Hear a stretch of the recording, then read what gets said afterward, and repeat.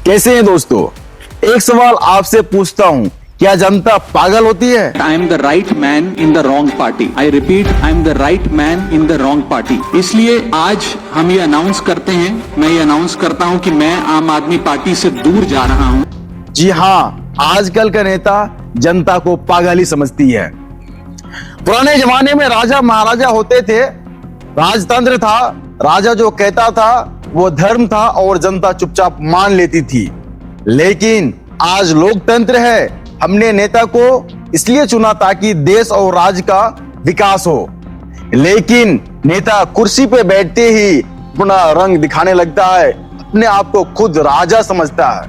वो हमें जातियों में बांटते हैं और अपना फायदा निकालते ही। असलियत तो यह है कि लोकतंत्र में नेता जनता का सेवक होना चाहिए, ना कि मालिक। आज हम बात करेंगे एक ऐसा नेता की, राघव चड्ढा। सबसे पहले आप इनका पुराना वीडियो देखिए। He is much more than that.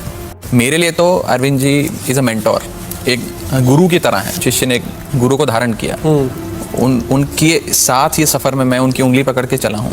So for me forever and ever he will hold a very special place in my heart. Is my guru, is my mentor, is my leader, he is much more than that. जिसमें उन्होंने कहा था, मेरे लिए केजरीवाल कोई भगवान से कम नहीं है और आम पार्टी ही देश का भविष्य है। तब राघव चड्ढा कहते थे कि बीजेपी एक गुंडा पार्टी है, वहां सिर्फ अनपढ़ भरे रहते हैं। मेरा ये मानना है कि बीजेपी एक गुंडों की पार्टी है, अनपढ़ गुंडों की पार्टी है। वो सिर्फ गुंडागर्दी करते हैं और पेटर। राघव चड्ढा बड़े बड़े मुद्दे उठाते थे, संविधान की दुहाई देते थे, लेकिन आज हवा बदल गई है। अब यहाँ से असली खेल शुरू होता है। राजनीति में कोई किसी का सगा नहीं होता। राघव चड्ढा ने बहुत दिमाग लगाया। हमारे संविधान में एक कानून है कि अगर कोई अकेला सांसद पार्टी छोड़ता है तो उसकी सदस्यता रद्द कर दी जाती है, एंटी डिफेंस लॉ। लेकिन अगर एक साथ भारी संख्या में, जैसे 10 में से 7 सांसद पार्टी छोड़कर किसी और दल में समर्थन दे दे तो उनकी कुर्सी बच जाती है। राघव चड्ढा ने की बारीकी का फायदा उठाया और अपने साथ अन्य सदस्यों को मिलाकर एक ऐसी चाल चली कि सांप भी मर जाए और लाठी भी नहीं टूटे। मैं जवाब दे रहा जी। राज्यसभा में आम आदमी पार्टी के 10 सांसद हैं और 2/3 से ज्यादा सांसद इस मुहिम में हमारे साथ हैं।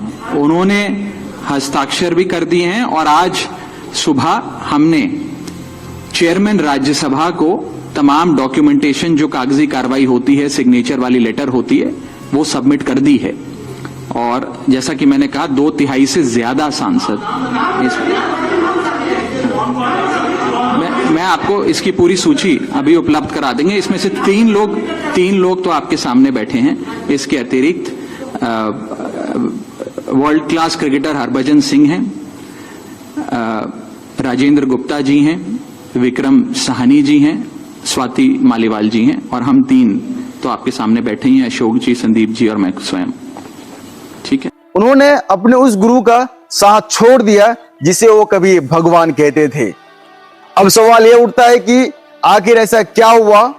कहा जा रहा है कि जब केजरीवाल पर आरोप लगे और केस हुए तो राघव चड्ढा को सांसद में बोलने की अनुमति नहीं दी गई। उन्हें लगा कि उनका कद घटाया जा रहा है।